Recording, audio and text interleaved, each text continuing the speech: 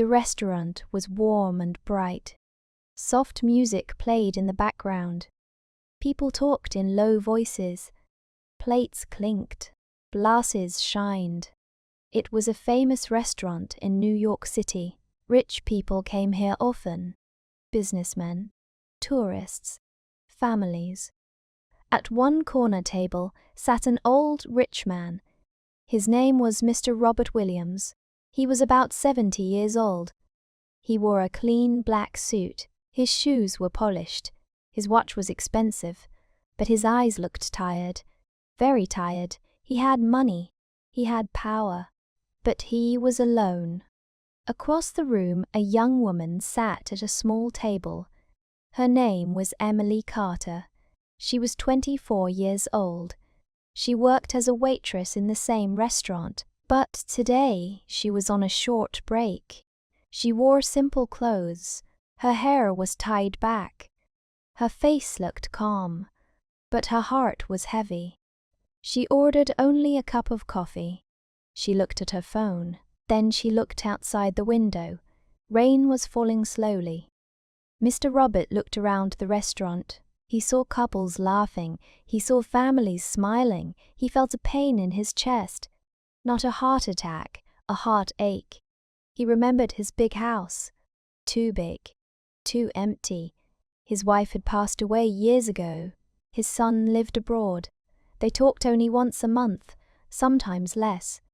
He whispered to himself, "Money cannot buy time." Emily looked at the rain. She thought about her life. She lived in a small apartment.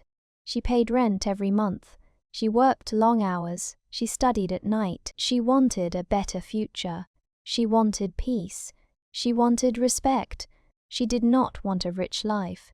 She wanted a happy life. Mr. Roberts suddenly noticed Emily. She was sitting alone, quiet, simple, no makeup, no loud laugh, just peace. He kept looking at her. Not in a bad way, not in a greedy way, in a human way. Emily felt someone looking at her. She looked up. Their eyes met.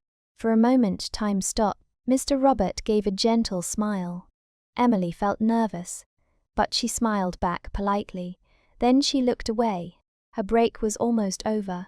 Mr. Robert raised his hand. A waiter came. "Yes, sir," the waiter asked. Mr. Robert spoke softly. "Please call that young lady for me." The waiter looked surprised, but he nodded. Emily was called to Mr. Robert's table. She felt confused. "Did I do something wrong?" she thought. She walked slowly to his table. "Yes, sir," she said politely. "Please sit," he said. Emily hesitated. Then she sat. "I hope I am not disturbing you," Mr. Robert said. "No, sir," Emily replied. "It's okay." He smiled again. "My name is Robert," he said. "You can call me Robert." Emily nodded. "My name is Emily." He liked her voice, soft, respectful. "I saw you sitting alone," Robert said. "I felt the same." Emily listened quietly. "May I ask," he said, "are you happy?" The question surprised her. She thought for a second. Then she answered honestly. "Sometimes yes, sometimes no." Robert nodded slowly. "That is a very honest answer," he said. They talked slowly. No rush. Robert asked about her work, her studies, her dreams. Emily spoke about her struggles, her long days, her tired nights. She did not complain. She just shared. Robert listened carefully. No phone, no watch, just listening. He told her about his past, his business, his mistakes. "I worked too much," he said. "I forgot people." Emily looked at him. "I think," she said softly. She listened carefully. "I am not here for anything wrong," he said. "I am old. I am lonely. I just wanted a human connection." Emily felt relief. "I understand," she said. "And I respect that," she added. "Kindness is rare today." Robert smiled. "Yes," he said. "It is." "Studying business management," Emily replied. He nodded. "I own several companies," he said. But more than money, I want to help someone grow. Emily looked shocked. I don't want free money, she said quickly. Robert smiled proudly. That makes you special, he said. I want to offer you a paid internship, he said. Learn, work, grow. Emily's eyes filled with tears.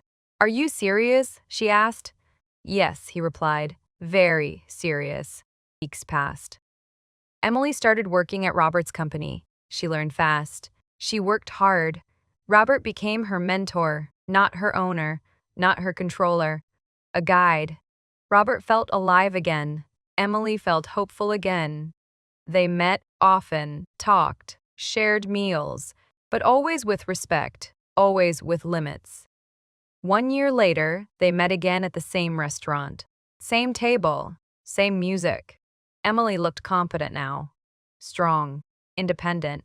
Robert looked peaceful. You changed my life, Emily said. Robert shook his head. No, he said. You reminded me how to live.